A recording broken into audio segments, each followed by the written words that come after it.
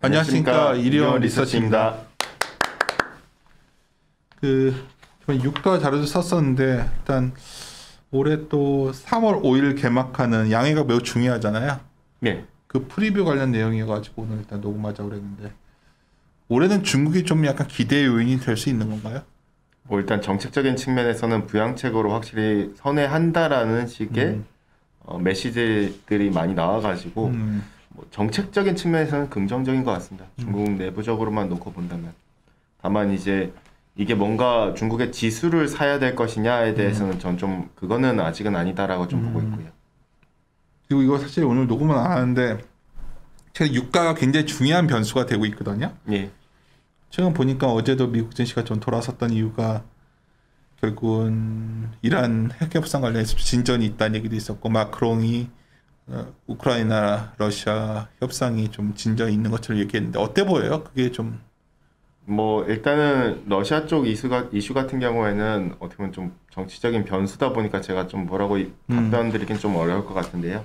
근데 이제 좀 이란 쪽 같은 경우에는 최소 못해도 어쨌든 연내에는 좀 합의가 이루어지지 않을까라고 좀 접근을 하고 있고요. 그 같은 근거에 있어서는 2018년 때도 약간 좀 비슷했던 게 2018년 때도 트럼프는 이란에 대해서 제재를 했다가 이것이 공급 차질로 연결되면서 페드의 QT랑 별개로 유가를 밀어올렸던 적이 있었거든요. 여기 디맨드가 빠지는 부분을 갖다가 무시하고 공급 차질 요인만으로 유가가 밀어올려다가 당시에 IB들이 막 유가 100불 간다라는 식의 언론 보도도 굉장히 많았었고, 근데 결과적으로는 당시에도 미국 중간 선거가 있었거든요. 중간 선거 앞두고 결국에는 미국 국무부가 이란산 원유에 대해서 수입을 갖다가 제재하는 걸 한시적으로 유예하겠다라는 조치가 나오고, 마찬가지 선상에서 미국이 이란 제재하니까 사우디한테 대신 조금은 어느 정도 증산을 해달라라고 했었을 때 사우디가 오케이 했었는데 그러면서 수급이 꼬이면서 유가가 급락을 했었거든요. 뭐 그 정도까지 급락할 가능성은 좀 제한적이지만은 다만 어쨌든 미국의 중간선거 이번에도 앞두고 있기 때문에 미국 입장에서는 어쨌든 지금 상황에서 중간선거 앞두고 이란과 좀 제재 완화하면서 유가가 좀 어느 정도 진정되는 부분이 있지 않을까라고 저희는 좀 접근을 하고 있고요. 유가가 하반기에는 어느 정도까지 내려갔나 봐요? 일단은 하단 자체를 갖다가 제가 일단 원래 작년 연간 전망에서 WTI를 갖다가 상단을 95불 그리고 하단을 갖다가 60불을 갖다가 제시를 했었는데 높은 변동성의 상고하저로 봤었지만은 이번 주 월요일 날 저희가 상향을 했죠. 일단 상단을 WTI 100불 그 다음에 하단을 갖다 65불 즉 각각 5불씩만 상향 조정을 했는데요. 일단 상단 자체로는 그렇고 하단으로 갖다 놓고 봤었을 때는 최소 못해도 70불대까지는 좀 접근해야 되지 않을까 하반기 때는. 근데 유가가 이 정도만 내려가지면 인플레 우려는 굉장히 완화될 것 같은데요, 글로벌하게. 그렇죠. 하반기에는. 이게 굉장히 올해 중요한 변수인 것 같아서 미리 좀 여쭤본 거고. 당장은 유가 뭐 일부에서는 글로벌 IB 중에서 150불 얘기하는 데까지 나오는 거 보니까 좀 약간 요새 오버하는 것 같긴 하고. 네. 뭐 근데 사실 그들의 주장이 100% 다 틀렸다라는 건 아니죠. 왜냐면 어쨌든 지금 당장은 공급이 개선된 부분이 거의 없거든요. 그러니까 어쨌든 바이든은 계속 친환경 정책이다, 탄소 중립이다 이렇게 좀 이념적으로 접근하다 보니까 비전문가적인 이런 내용들을 계속 얘기하다 보니 결과적으로 월가 뱅커들은 결국 E&P 펀드가 즉 셰일 기업 중심으로 된 E&P 펀드가 성과가 좋음에도 불구하고 이쪽에 대한 투자보다는 친환경 쪽 이런 쪽으로 ESG나 이런 쪽으로 투자를 많이 하다 보니 결과적으로 셰일 기업들에 대한 투자는 미온적이다 보니 이게 캐펙스 투자도 적고 결과적으로 공급이 타이트한 부분이고 오펙 플러스도 마찬가지로 지금 리그 카운트가 뭐 저유가 시절보다도 못한 수준으로 내려온 상황이기 때문에 이게 회복되는데도 시차가 존재하기 때문에 아직까지 공급이 뭔가 해소된 게 거의 없거든요. 그렇기 때문에 그들의 주장이 뭐 사실 아예 틀렸다고 볼 수는 없지만은 다만 제가 말씀드린 부분은 결국에는 미국이 중간선거 앞두고 있다는 부분. 두 번째로는 어쨌든 2018년 때도 마찬가지로 당시에도 페드에서 QT를 했었을 때 마찬가지로 당시에 디맨드가 글로벌 제조 PMI도 그렇고 정점을 찍고 내려가는 상황이었기 때문에 후행적으로 원자재는 경기를 동행 내지 후행하는 자산이다 보니 후행적으로 하반기경에 그거 갖다 받아들이면서 반영되면서 가격이 조정을 받았거든요. 2018년에 유가도 내려갔지만 미중 무역 분쟁도 나왔고 주가도 많이 빠지고 좀 이랬던 해 아닌가요? 근데 이제 미중 무역 갈등 같은 경우 2018년보다 2019년 때 훨씬 더 세게 작용을 했었으니까요. 우리가 그렇게 본다면은 사실 2018년 때는 가장 컸었던 요인이 결국엔 그냥 디맨드가 확실히 내려가는 부분이 훨씬 더 컸었다라 볼 수가 있겠고요. 그래 유가가 중요해서 먼저 잠깐 얘기를 했었고요. 하여튼 유가는 저희는 상반기가 좀 슈팅 나오고 하반기 좀 안정화된다 쪽이니까 예. 시장도 아마 유가가 좀 안정화되면 나아지지 않을까 저는 생각을 하는데 한번 예. 지켜보시고 또 하나 올해는 어쨌든 간에 중국이 좀 미국은 확실히 정책 전환이 좀 격해지는 것 같고 반면에 중국은 좀 내수 확대 쪽을 밀어붙이는 것 같아서 이 얘기 좀 해볼게요. 시작하시죠 그러면. 예. 이번에 제가 중국 자료를 갖다 냈는데요. 자료에서 양회를 갖다 미리 본다라는 차원에서 접근을 했습니다. 이게 양회가 무엇이냐면은 정협과 그 다음에 정치협상회의와 그 다음에 이제 전국인민대표대회 이 두 개를 갖다 놓고 본다면은 전인대가 좀 중요한 핵심이고요. 그러니까 이 두 개의 회의를 양회라고 합니다. 근데 전인대에서는 기본적으로 정부가 앞으로 올해에 있어서 어떤 방향성을 갖다가 자기들이 정책을 가져갈지 갖다 제시를 하는데 그럼 기본적으로 3월 5일 날 있을 중앙정부 양회가 중요할 텐데 그거에 앞서서 매년 12월 달에 공산당 중앙정치회의 주관으로 중앙경제공작회의에서 정책 가이던스가 제시가 됩니다. 그 가이드라인 하에서 양회에서 이제 공개가 되는 거죠. 세부적인 어떤 정책을 펼칠지. 근데 중앙정부 양회 앞두고 먼저 열리는 게 또 있습니다. 바로 중국의 31개 지방정부에서 그 중에서 이제 그들의 이제 지방정부 양회가 열리는데 거기서 세부적인 정책들이 어떤 거를 갖다 담아내는지를 취합해 보면은 우리가 앞으로의 방향성을 알 수 있다 이거죠. 약간 좀 수고스러운 부분인데 왜냐면 한 개 중앙정부 하나만 하더라도 지방정부 이제 정부 업무 보고가 30페이지인데 예, 지방정부 개별적으로 다 보면은 한 개당 30페이지 다 봐야 되거든요. 좀 번거롭긴 하지만은 우리가 어쨌든 시장에 있어서 앞으로를 좀 내다보기 위한 정책적인 방향성을 내다보기 위한 부분에 있어서는 지방정부 양에 우리가 참고할 필요가 있다라고 봐주시면 될 것 같고요. 일단 이번에 지방정부 양회를 갖다가 저는 이제 31개 중에 티엔진시는 아직까지 지금 코로나 락다운 조치 때문에 회의가 연기가 됐습니다. 나머지 30개만 했기 때문에 이 30개를 갖다 전부 다 필터링 해가지고 업무 보고를 통해서 중요한 메시지들이 무엇이 있었는지 갖다 살펴봤다라 봐주시면 될 것 같고 결론부터 소결부터 말씀드리자면은 중국은 분명 하드랜딩을 갖다 인지하고 있다. 다만 그렇기 때문에 부양책을 갖다 강화를 갖다 하는데 그 부양책의 방향성에 있어서는 약간 투자보다는 제가 볼 땐 투자도 어느 정도 하긴 하지만 소비에 조금 더 포커스가 맞춰져 있다라는 정도. 근데 이제 과거만큼의 뭔가 2009년만큼의 강력한 부스팅이라고 접근하기 좀 어렵다라 볼 수가 있겠고요. 어쨌든 하드랜딩을 방어하기엔 선상. 결국 페드가 정책을 갖다 정상화하는 상황에서 이걸 상쇄하기 위한 용도 정도로 접근할 수 있겠고 다만 그렇다고 중국이 부양책하기 때문에 좀 시장, 즉 지수에 대한 베팅보다는 제가 볼 때는 업종 플레이가 여전히 유효하지 않겠는가 이렇게 좀 접근하고 있고요. 5페이지를 봐주시면은 중국의 부양책 이제 정책적인 측면에서 앞으로 봤었을 때 올해의 중국의 경제 성장률을 봤었을 때 분명 다들 안 좋게 봅니다. 일단 IB들도 그랬고 시장 컨센 자체도 그렇고 저희 역시도 어쨌든 성장률 전망치가 둔화는 불가피하다고 보고 이게 엽기적 영향도 있어요. 왜냐면은 이제 결국엔 작년이랑 엽기적 영향도 있긴 하겠지만은 근데 이게 정상으로 돌아가는 거죠. 정상으로 돌아가는 건데 다만 오른쪽 하단 차트를 봐주시면은 아시다시피 지난해 12월 달에 공산당 중앙경제공작회의에서 당 지도부가 분명 그 얘기를 해줬거든요. 중국 경제가 수요 위축, 공급 충격, 기대 약화라는 세 가지 하방 리스크에 노출됐다라고 분명 얘기를 해줬었거든요. 이와 맞물려서 1월달 지방정부 양회에서도 왼쪽 하단 차트를 봐주시면은 이들이 목표치를 제시를 했었을 때 성장률 목표치가 전반적으로 하향 조정됐습니다. 앞서 말씀드린 그 하방 리스크 단에서 결과적으로 우려하고 있다라고 접근할 수가 있겠고 오른쪽 차트를 봐주시면은 이들 지방정부의 전망치 목표치들을 갖다 가중평균해서 보면은 전년 목표치 대비 0.7%포인트 하향 조정됐어요. 즉 어쨌든 올해에 있어서 성장을 갖다가 기대하기가 좀 어렵다라고 메시지를 던지고 있다라고 보시면 될 것 같고요. 특히나 이제 아시다시피 1분기는 굉장히 좀 안 좋을 게 뻔해요. 지표들이. 왜냐?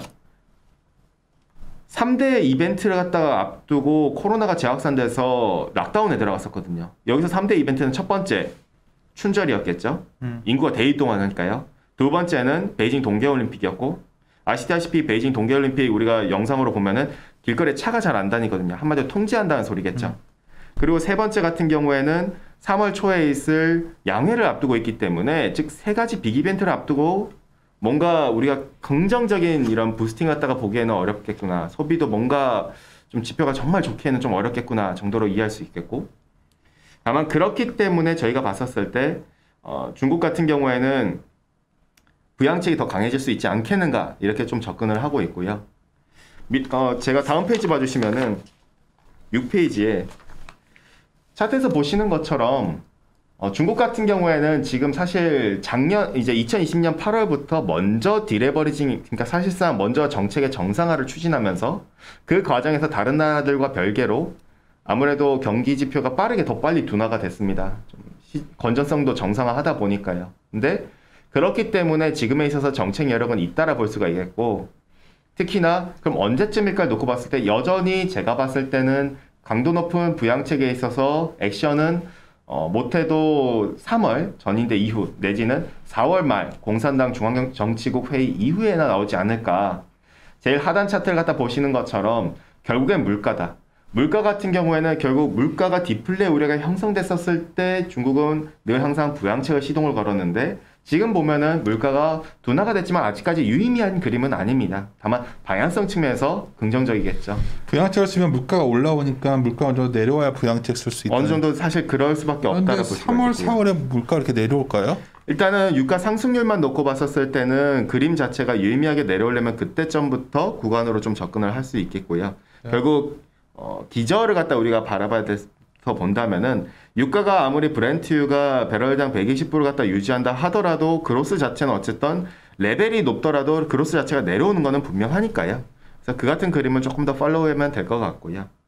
어쨌든 7페이지에 오른쪽 상단 두 개의 차트를 봐주시면은 7페이지에 그림 4번과 5번을 봐주시면은 굉장히 유의미합니다. 그만큼 당국이 위험도가 높기 때문에 부양책에 빨리 나선다.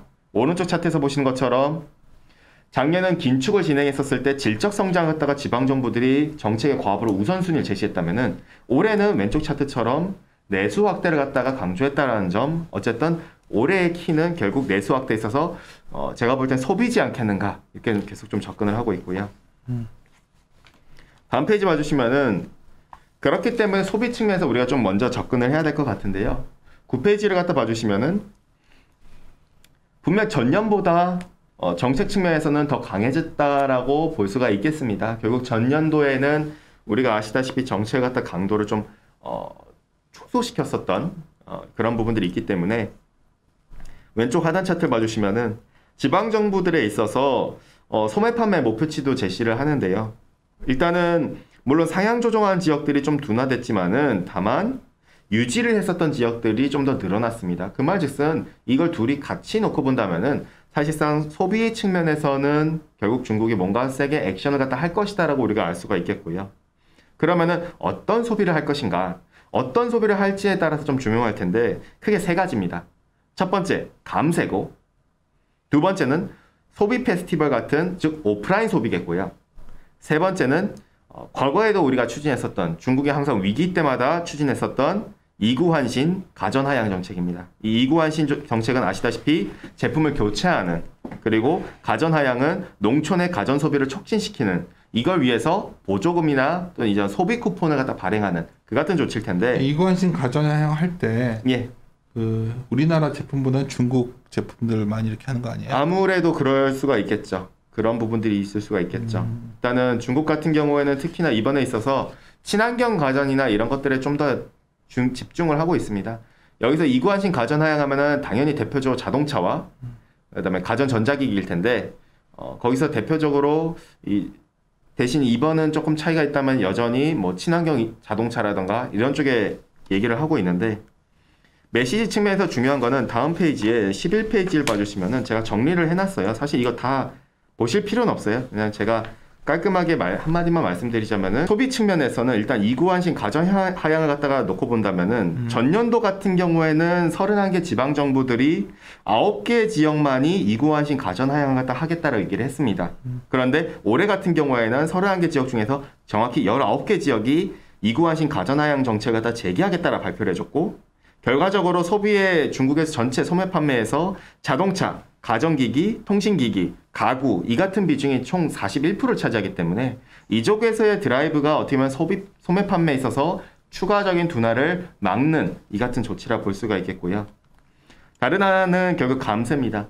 감세 측면에서 본다면은 10페이지 봐주시면은 감세는 단순히 이제 기업에 대한 감세도 있긴 하지만은 소비 측면에서 감세도 있는데, 일단 중국 중앙정부 같은 경우에는 왼쪽 차트에서 보시는 것처럼 올해에 있어서 감세 규모를 전년보다 더 확대한다라고 발표를 했습니다. 근데 오른쪽 차트 봐주시면 소비 측면에서의 감세가 조금 유의미할 텐데요. 밑에 하단에 제가 표에도 넣어놨지만은 원래는 작년 말에 소비와 관련된 감세 정책이 끝나야 돼요. 부양책이. 근데 이거를 2023년 말까지로 연장을 시킨다라고 발표가 나왔어요. 그 중에 제가 좀 핵심적인 거는 개인소득세 면제 구간을 확대하는 조치예요. 즉, 차트에서 보시면은 오른쪽 상단 차트에 원래는 5,000위안 이하에 대해서만 개인소득세 면제를 갖다 했었습니다. 근데 이 구간을 이번 코로나 위기 때 확장해가지고 월 평균 10,000위안 이하에 대한 소득 인구에 대해서 개인소득세를 갖다 면제해 줬었는데, 이걸 2023년 말까지로 더 연장하겠다는 조치죠. 결과적으로 중산층에 있어서 소비를 갖다가 회복되는 걸 갖다가 좀 더 빨리 지원하겠다라는 그 같은 측면으로 우리가 접근할 수가 있겠고요. 그 다음에 마지막으로는 어떻게 보면은 오프라인 소비일 것 같습니다. 일단 예, 이건 뭐 페이지 안 봐주셔도 될 것 같고요. 일단 오프라인 소비 같은 경우에는 중요한 거는 작년 같은 경우에는 이 오프라인 소비를 갖다 활성화시키기 위한 조치에 초점을 맞춘 부분이 바로 인프라에 좀 초점을 맞췄었는데, 오프라인 소비를 위해서 국제 소비센터를 갖다 짓겠다, 내지는 면세점을 더 확충하겠다, 이 같은 조치들이었는데, 올해는 조금 달라진 게 소비와 관련된 외부에서 외부 활동에 있어서 소비 페스티벌을 많이 열겠다라는 식이라던가, 야간 경제라던가 또는 여가 소비 활동, 스포츠 소비 이러한 부분으로 해가지고 좀 뭔가 정책적으로라던가 뭐 페스티벌 같은 경우나 이벤트 행사 같은 거를 갖다가 좀 더 추진하겠다는 방향성을 놓고 본다면은, 어쨌든 중국의 포커스가 기존에는 온라인 소비에서 이제 확실히 오프라인 소비를 갖다 회복시키기 위한 그쪽으로 방점을 찍었다라는 걸 확실히 알 수가 있겠고요. 그렇기 때문에 저희가 봤었을 때 소비 측면에서 중국이 분명 올해에 있어서 드라이브를 갖다 좀 세게 걸겠구나 정도 우리가 접근할 수가 있겠고, 13페이지 봐주시면 다른 하나는 바로 투자입니다. 결국에는 소비뿐만 아니라 투자 역시도 중요할 텐데, 근데 투자 같은 경우는 제가 볼 때는 약간 뭐 부스팅은 이제 부양책은 맞지만은 과거만큼의 엄청 강력하지는 않지만 어쨌든 하드랜딩을 방어하기 위한 그 같은 조치는 분명하다라 볼 수가 있겠고요. 13페이지 왼쪽 차트를 봐주시면은 지방정부의 고정자산 투자 목표치를 갖다 놓고 보면은 사실 그렇게까지 긍정적이진 않아요. 이렇게 본다면은 2009년만큼의 뭔가 부스팅은 아니라는 소리겠죠. 근데 다만 어쨌든 정책이 부재하다라는 얘기는 아닙니다. 어쨌든 정책은 뭔가 있다. 과거만큼의 2009년만큼의 정도의 차이는 있겠지만은 정책은 나온다라는 점이겠고, 오른쪽 차트를 봐주시면은 지난해 12월 달에 중국 중앙정부 같은 경우에는 인프라로 들어가는 지방정부 특수채권 발행에 있어서 발행 한도를 기존의 조기에 일부를 갖다 시달을 했습니다. 1.46조 위안까지 발행 갖다가 1차적으로 먼저 허용을 하고 이번 3월 전인대에서 발표할 예정일 텐데요. 이 말즉슨 어쨌든 인프라를 갖다 좀 더 동력원을 삼겠다라 볼 수가 있겠고, 더불어서 만약에 지방정부 특수채 같은 경우에는 사실 뭐 그렇게 규모가 뭐 2020년 초까지만 해도 그 정도와는 비교가 안 되겠지만은, 다만 여기서 발행이 만기가 도래한 부분까지 이제 만기를 연장하던가 이러한 부분까지 감안하면은 최대 시장에서 예측하기로는 3.8조 위안에서 내지는 나중에 연장한다면 4.2조 위안까지 인프라의 규모가 조금 더 커질 수 있는 부분들이 열려있다라 볼 수가 있겠고요. 특히나 14페이지의 표 6번을 봐주시면 일단은 이번이 14차 5개년 계획의 두 번째 해입니다. 그렇기 때문에 중국 같은 경우에는 뭔가 정책적으로 여력이 확실히 더 남아있다라고 볼 수가 있겠고요. 일단 표에서 보시는 것처럼 각 분야별로 중국이 앞으로 지금의 이제 2025년까지의 부양책에 있어서 인프라에 있어서 무엇을 할 것인가를 갖다 정리를 했었을 때 그 부분에 있어서 얼마를 투자할 것인지를 갖다 제가 관련 근거 이제 산출 내역을 갖다가 좀 뽑아봤어요. 그렇게 했었을 때 얼마 정도 이렇게 본다면은 지하철이나 고속철이라던가 내지는 풍력 태양광 아니면 원전 그게 아니면은 뭐 특고화 송전 설비나 데이터 센터 5G 이런 쪽일 텐데 이거 외에도 산업 인터넷이나 이런 것들도 있을 텐데 어쨌든 이쪽에 있어서 정책적으로 뭔가 활용할 수 있는 항상 아시다시피 중국은 5개년 계획에 있어서 말년보다는 좀 더 앞에 있어서 정책을 갖다 빠르게 추진하는 그 같은 경향이 있기 때문에 특히나 지금은 하드랜딩 갖다가 리스크가 노출되어 있기 때문에 미래에 있을 인프라 계획을 갖다 조금은 땡길 수 있지 않겠는가라고 볼 수가 있겠고요. 그 같은 근거로는 왼쪽 하단에 14페이지에 그림에서 보시는 것처럼 인프라, 교통 인프라와 관련돼 가지고 사업을 갖다 심의한 건들 갖다 제가 비교를 이제 좀 추려봤습니다. 발게이라는 중국 국무원 산하에 있는 인프라 사업을 심의하는 부처가 있는데 발게이스 같은 경우에는 작년 10월부터 현재까지 인가된 인프라 사업 규모가 1조 위안에 도달을 했고요. 이 말즉슨 2019년 때도 부양책을 썼었는데 거의 그때 수준만큼 인가가 된 겁니다. 그 중에 대부분이 오른쪽 차트에서 보신 것처럼 대부분 지하철이라던가 고속철 이러한 중심이었다라 볼 수가 있겠고요. 17페이지 봐주시면은 제가 교통 인프라뿐만 아니라 우리가 대부분 기대하고 있는 신형 인프라 이쪽에 조금은 정리를 갖다 해봤는데 17페이지 봐주시면은 이번 같은 경우에는 특히나 인프라와 관련해서 조금 뭔가 지하철이나 이것도 중요하겠지만은 아무래도 소비 환경을 갖다 개선시키는 인프라니까요. 근데 여기서 더불어서 발전 설비, 즉 예를 들어서 태양광, 풍력, 원전, 특히나 여기 더불어서 기존에 없었던 양수 발전에 대해서 추가로 들어갔다라 볼 수가 있겠고 또 다른 거로는 이제 산업 인터넷이라던가 원자재 재처리 시설 이런 것들이 기존에는 얘기가 없었습니다. 작년에 분명 얘기가 없었던 것들이 크게 세 가지 분야가 이번에 내용에 담겨졌다. 결과적으로 중국이 이쪽에 있어서 드라이브를 계속 세게 걸고 있구나. 친환경 에너지 인프라와 관련해가지고 태양광이나 풍력이나 원전이나 이런 것들 같은 제가 다 추산해 봤는데 확실히 전년보다 많이 발표된 건 맞습니다. 지방정부들이 그만큼 올해 있어서 준비를 많이 하고 있다는 사실이겠고 특히나 제가 봤었을 때는 어떻게 보면은 올해 공개된 것만 물량만 놓고 본다면은 여기서 풍력, 태양광, 원전, 수력발전 다 합하면은 현재까지 지방정부에서 107.3기가와트를 갖다가 증설하겠다 했고 이것 외에도 구체적인 수치를 공개하지 않은 60건이 더 있다라 볼 수가 있겠고요.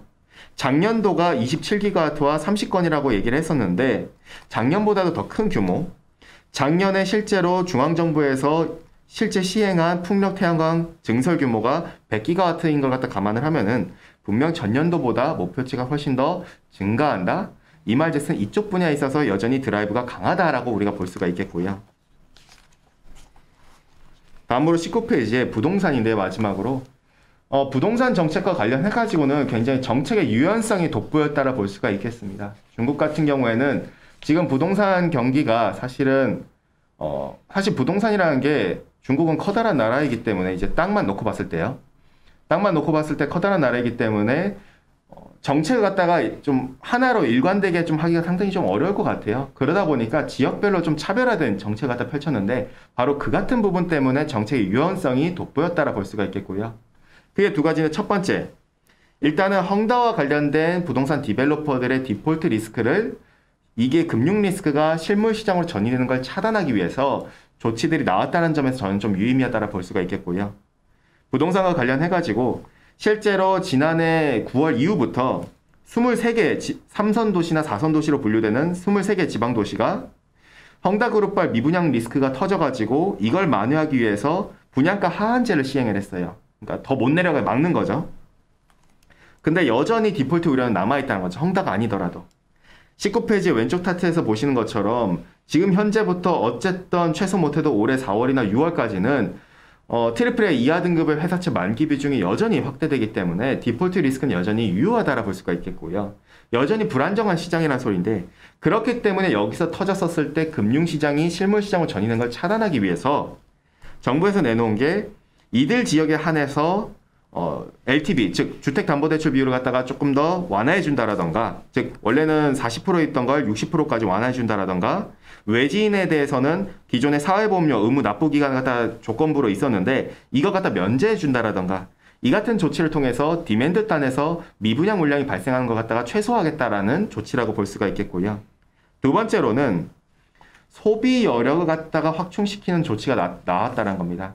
부동산 측면에서 일단은 이제 3선, 4선 도시 같은 경우에는 헝다 리스크에 노출되어 있지만은 반대로 1선, 2선 도시들은 정반대의 상황입니다. 여전히 부동산 열기가 강하고 여전히 뜨겁고, 그렇기 때문에 요 최근에 일부 도시들은 학군지 있잖아요. 우리가 지금 학군. 이 학군지 근처에 있어서 부동산 투기를 갖다 근절하는 조치까지 나올 정도거든요. 여전히. 그렇게 계속 꾸준히 강화되고 있습니다. 그러면은 이렇게 봤었을 때 결국 1선 도시나 2선 도시에 사는 사람들은 가처분 소득이 임대료가 계속 올라가니까 더 낮아질 수밖에 없어요. 그러면 소비 여력이 더 떨어지겠죠. 그렇기 때문에 중앙정부 차원에서 방어를 하고자, 즉 최저소득의 취약계층을 갖다 방어하고자 민간 기업들로 하여금 임대주택을 갖다가 건설하도록, 확대하도록 이렇게 유도를 했다라는 측면에서 접근할 수가 있겠고요. 이들 기업들한테 감세라던가 인센티브를 갖다 제공을 해줌으로써, 대출 지원을 갖다 해줌으로써 이들이 민간 기업 차원에서 임대 아파트를 일부 지음으로써 1, 2선 도시에서 최저소득층에 있어서 어떻게 보면은 주거 환경을 개선해주고 임대료를 낮춰주면서 가처분 소득의 추가적인 하락을 방어해서 소비 측면에서도 개선될 수 있는 방향을 제공했다라 볼 수가 있겠죠. 20페이지의 오른쪽 차트에서 보시는 것처럼 왼쪽 차트 같은 경우에는 그동안에는 재건축이나 재개발 중심의 사업을 갖다 많이 했다면은 이번부터는 좀 더 임대주택도 병행하면서 추진을 한다라고 볼 수가 있겠고, 그 중심에는 좀 더 3, 4선 도시보다는 1선 도시나 2선 도시에 조금 더 치중돼 있고, 실제로 이번에 지방정부들이 발표한 임대주택을 얼마나 건설하겠다는 내역을 살펴보면은 주로 1선, 2선 도시들이 집중적으로 돼 있었다라고 볼 수가 있겠고요. 오른쪽 차트처럼 결과적으로 정책이 좀 더 유연해졌기 때문에 디맨드, 소비 측면에서는 부동산과 같이 가는데 이러한 부분들이 좀 더 개선될 수 있는 흐름들을 우리가 조금 기대해 볼 만하지 않겠는가라고 볼 수가 있겠고요. 마지막으로 23페이지에 그러면은 정책적인 방향성이 긍정적인 방향성으로 나아가고 있습니다. 그렇게 되면은 이게 우리가 시장을 사고 지수를 사야 되는가라고 봤었을 때 제가 볼 때는 지수를 사는 건 좀 아니라고 보고 있고요. 왜냐? 여전히 리스크에 노출되어 있고 실제로 경기 지표가 돌아선다 하더라도 이것이 정말 주가를 갖다 밀어올릴 만한 요인이 될 것인가에 대해서 아직까지는 경계 요인이 많다. 특히나 그 중에 하나가 바로 결국 페드의 QT다라고 볼 수가 있겠고요. 23페이지에 그림 18번을 갖다 봐주시면은 이 음영 구간들이 있습니다. 이 음영 구간들이 뭐냐면은 페드가 처음으로 금리 인상했을 때나 페드가 QT를 갖다 했었을 때겠죠. 대표적으로 2017년이 있겠고요. 2017년 12월 달에 페드가 QT에 나섰을 때 그때는 인민은행이 원래는 중립 기조를 갖다 유지하면서 긴축을 하고 있었어요. 근데 페드한테 놀래가지고 3월 달부터 완화 정책으로 전환을 합니다. 정책이. 그러면서 아무리 정책을 완화해주고 부양책까지도 추가적으로 동원까지 했었는데 다만 그 하단 차트를 봐주시면 시장인 CSI 300 같은 경우 내려앉았고 위안화는 약세로 돌아섰었죠. 마찬가지로 페드가 첫 번째 금리 인상 했었을 때도 동일한 그림들이 나와줬습니다. 그러면 이번에는 어떻을까? 결국 마찬가지 비슷한 그림이지 않겠는가라고 좀 볼 수가 있겠고요. 특히 중국 같은 경우에는 결국 중국의 수출 그로스와 글로벌 제조업 경기와 같이 가는데 지금 제조업 경기는 이미 둔화되고 있죠, 계속. 그럼 이 같은 상황에서 수출이 둔화되면은 무역 수지를 갖다 개선을 해야 되는데 결국에는 방법은 중국 인민은행 같은 경우에는 위안화 절하를 갖다가 조금 추진하지 않겠는가? 의도적으로 조금 더. 그렇게 본다면은 앞으로의 방향성 자체가 조금은 여전히 시장을 갖다 사기에는 좀 어렵지 않겠는가 보고, 그렇기 때문에 제가 봤었을 때는 업종에 베팅하고 그 업종 봤었을 때 결국 지금 시장에 돈이 말라가는데 돈이 마르지 않는 업종에 저희는 좀 주목하자. 그것이 바로 정부 육성 업종이다. 사실 굉장히 클래식하지만은 여전히 정부 육성 업종에 포커스할 필요가 있다라고 볼 수가 있겠고요. 다음 페이지 봐주시면은 24페이지에 그럼 어떤 것들이 있는가? 과거에 정말 육성 업종이 이겨낸 적이 있는가를 갖다 살펴보면은 2015년 페드가 12월 달에 첫 번째 금리 인상하고 2017년 12월에 페드가 QT를 했습니다. 그럼 2016년과 2018년도의 성과를 봐야겠죠. 그 성과를 봤었을 때 19만 그림 차트를 봐주시면은 살아남은 여기는 애들이 전부 다 육성 업종이에요. 근데 유일하게 살아남았던 게 인터넷이 있었는데, 물론 인터넷 당시에 빵도 얘기가 있긴 했겠지만은 그 모멘텀 자체가. 근데 어쨌든 중요한 거는 표 14번에 봐주시면은 당시에 중국 정부 같은 경우에 인터넷 플러스에 대해서 드라이브를 굉장히 강하게 걸었었습니다. 모든 소비에 초점을 갖다 인터넷을 갖다 통해 가지고 대부분 집중을 했었고, 역량 자체를 리커창 총리가 정부 업무 보고를 발표할 때도 인터넷 플러스를 갖다 그렇게 자주 강조를 했었거든요. 이것이 5년 동안 진행됐었던 부양책에 있어서 근원이었고, 미국을 따라잡기 위해서 GDP에서 비중을 서비스업을 갖다 확장시켰는데 그 중심에 인터넷이 있었거든요. 근데 지금은 아니겠죠. 왜냐면 지금 규제 단계니까.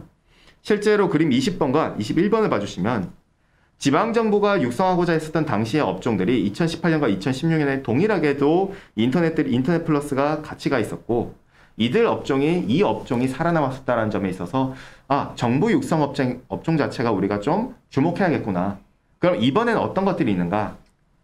25페이지에 그림 22번과 23번을 봐주시면은 제가 봤었을 때는 그러면은 육성 업종에 있어서 정말 단순합니다. 계속 얘기하는 부분들이 있어요. 결국 중국이 그동안 계속 부족했던 반도체라던가 신소재라던가 신재생에너지인데, 작년 같은 경우에는 지방정부가 이제 올해 얘기했던 것들이 반도체, 신소재, 신재생에너지 이 세 개가 가장 탑에 있는데, 그림 23번에 봐주시면은 이 세 개 중에서 두 개가 탑으로 돼 있는 겁니다. 중복적으로. 반도체랑 또 신소재겠죠. 그럼 봤었을 때 중국은 여전히 이쪽 분야를 하겠다는 거고, 근데 이제 리스크는 있죠. 무슨 리스크냐? 뭐 시장에서 얘기하기로는 근데 중국이 반도체 투자 실패하지 않았느냐? 그림 24번처럼 WSJ에서 실제로 보도한 바로는 대략 한 23억 달러 규모가 반도체 사업이 실패했다라고 보도가 됐는데, 근데 사실 이걸 갖다가 정말 큰 규모인가? 23억 달러 보면 큰 돈이죠. 근데 오른쪽 차트를 봐주시면은 중국 중앙정부가 반도체 산업을 육성하기 위한 펀드가 있습니다. 2014년 때 마련한 1차 펀드가 있고 19년도에 마련한 2차 펀드가 있는데, 중앙정부의 직접 투자 예산만 비교했었을 때 이들 실패한 프로젝트의 규모와 비교해봤을 때 4.3%밖에 안 되고, 지방정부 돈과 사회 간접 투자까지 포함된 것까지 다 비교해서 보자면 0.9%밖에 안 됩니다. 그 말 즉슨 여전히 정부의 돈은 계속 이쪽 분야로 들어가고 있다고 볼 수가 있겠고요. 100% 실패했다고 보기도 어렵다라고 하고, 정말 일부가 실패했다고 볼 수가 있겠고, 여전히 중앙정부 차원에서의 육성 기업들은 여전히 돈을 갖다가 태우고 들어가고 있다는 소리가 되겠고요. 특히나 여기서 더불어서 뭔가 이제 미중 갈등 때문에 어제도 아시다시피 미국 쪽에서 뭐 33개 기업, 그 중에 반도체 관련 또 제재가 있었다라고 볼 수가 있겠는데, 이 부분 역시도 저는 사실 그렇게까지 크게 개의치가 않은 부분이, 과거에도 ZTE나 화웨이 제재 사태 때도 보시면은 당시에도 5G 관련해가지고 중국의 기업들이 주가가 내리막길을 갔어요. 근데 그 다음에 어땠는가?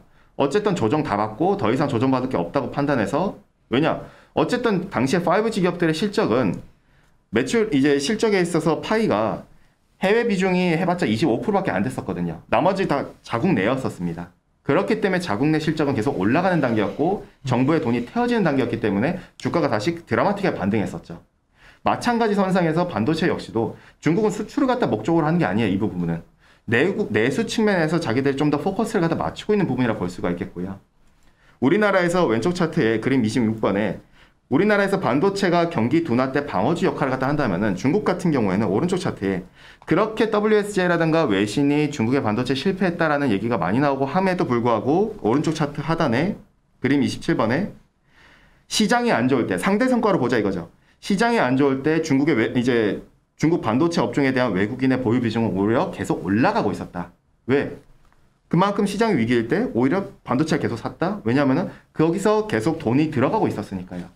중국 정부는 2014년과 2019년에 반도체에 대해서 펀드를 갖다 설립해서 돈을 태우고 있었고, 2020년에는 반도체 산업에 대해서 대규모 감세가 단행됐고, 그리고 작년에는 R&D 투자를 갖다가 정책적으로 지원하겠다는 발표가 있었겠고요.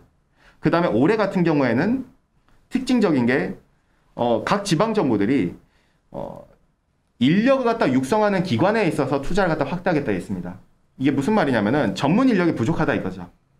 이번에 최근에 칭화 쪽 관련해가지고 무슨 이제 미중 간의 반도체 전쟁에서 중국이 지고 있다라는 식으로 보고서가 나왔었는데, 중국 내부에서 그 가장 큰 문제가 인력이 없다라는 문제가 굉장히 컸었어요. 근데 이 부분 역시도 마찬가지로 반영돼서 지방 정부들의 정부 업무 보고에서 다 추려보니 인력 육성도 굉장히 강조 높게 나왔었던 부분들, 결과적으로 지금 긴축이다 뭐다 하면서 시장에 돈이 말라가고 있는데, 그러면 돈이 말라가지 않은, 여전히 돈이 마르지 않은 곳에 우리가 그러면은 포커스를 해보자 한다면은 우리가 그러면 중국 반도체 쪽에 조금 바라봐야 되지 않겠는가. 뒷부분에 제가 추천 관련 ETF도 넣어놨긴 했습니다. 넣어놨긴 했고, 뭐 KFVG라든가 이런 것들이 있긴 한데, 이것 이외에도 우리나라에도 중국 반도체 ETF가 상장이 되어 있는데요. 물론 많이 조정이 되어 있는 상황입니다. 일단은 뭐 미국 쪽에서의 규제 이슈다 이런 것들이 있긴 하겠지만은, 근데 우리가 좀 더 길게 보자면은 어쨌든 방향성 측면에서 중국이 여전히 갖고 싶어 하고, 중국이 원하고, 중국이 앞으로 무엇을 할지를 갖다 놓고 봤었을 때 그런 분야에 있어서 돈을 계속 태우기 때문에 그 태우는 부분에 있어서 우리가 선점을 해 나가면서 수익을 갖다 창출하는 게 좀 더 낫지 않겠는가, 이렇게 좀 봐주시면 될 것 같고요. 쭉 들어봤는데 결국은 중국은 사실 중국 정책 기대가 좀 높잖아요. 예. 이제 할 거다 3월 이후에. 예. 4월이나 5월쯤 할 건데, 정책을 해도 연준의 어떤 저희 압축적 통화 긴축 사이클에 들어가면 중국이 정책을 써도 그렇게 자유롭지 않다 이 얘기 들은 거죠. 지수가 올라가죠. 그렇죠. 굉장히 좀 힘들 수 있다라고는 보고는 있습니다. 그러니까 정책 중에 이제 우리가 좀 기대할 수 있는 거는 소비 관련 정책이 나면 한국 기업들이 좀 유용한가요? 유리한가요? 그래서 이제 뭐 관련된 애들이 몇 가지가 있겠죠. 근데 뭐 제가 사실 섹터 담당이 아니기 때문에 함부로 말씀드릴 수는 없겠지만은, 결국 시장에서 많이들 기대를 했었던 부분이 중국이 이번에도 이구안신 가전하향을 쓸까에 대해서 많은 질문을 그건 받았었거든요. 쓴다는 얘기는 많이 하는데 질문도 많을 텐데, 그러면 예. 우리의 소위 가전이나 이런 게 잘 될 거냐에 대한 거죠. 뭐 사실 그건 2차적인 문제니까요. 근데 어쨌든 부양책 측면에서 쓴다라는 점에 조금 포커스를 갖다 맞출 필요가 있을 것 같아요. 제가 이걸 왜 보여드리냐면, 중국 기대감이 높기 때문에 정말 중국이 정책 기대가 이제 어떤 식으로 나오냐가 좀 올해 그나마 긍정적인 포인트이기 때문에 한번 체크해봤는데 어때요? 올해 좀 글로벌 증시에 좀 힘이 돼줄 것 같아요, 중국이? 사실 근데 우리는 여전히 이제 QT에 대해서 조심하자 하면서 그 대신 2분기 때가 좀 바닥으로 접근하고 있잖아요, 수비 자체가. 근데 방향성 측면에서는 긍정적인 것 같아요. 실제로 중국이 과거에도 보면은 부양책을 썼었을 때 그때가 어쨌든 페드 단에서는 긴축을 나섰을 때 그때가 경기가 고점이다 보니 실제로 중국의 부양책이 지수 단이나 이런 것들을 영향을 갖다 미칠 때 가격에 결국에는 반영이 될 때가 못해도 시차가 대략 한 8개월, 9개월 정도 나더라고요. 그래서 방향성 측면에서는 긍정적이다. 다만 당장은 여전히 조금은 경계하면서 오히려 그렇다 보니 더 매력적이지 않겠는가라 볼 수가 있겠고요. 이거 양회 관련 중국 그 지방 양회 거 다 요약해 놓은 거니까요. 자료 한 프린트 보시면서 전반적인 중국의 기대 요인이라고 했는데 어떤 게 있는지 한번 같이 체크해보는 그런 시간이었습니다. 쭉 들어봤는데 저는 이제 듣고 나니까 오히려 자료를 좀 상세히 봐야겠다는 생각이 드는데, 그래서 이 정도에서 마무리 짓고 다음에 한번, 그리고 아까 처음에 시작할 때 얘기했던 유가 얘기는 여러모로 좀 아이디어가 되는 부분이니까 참고하셨으면 좋겠습니다. 예, 마무리 짓도록 하겠습니다. 함께 고민하시죠.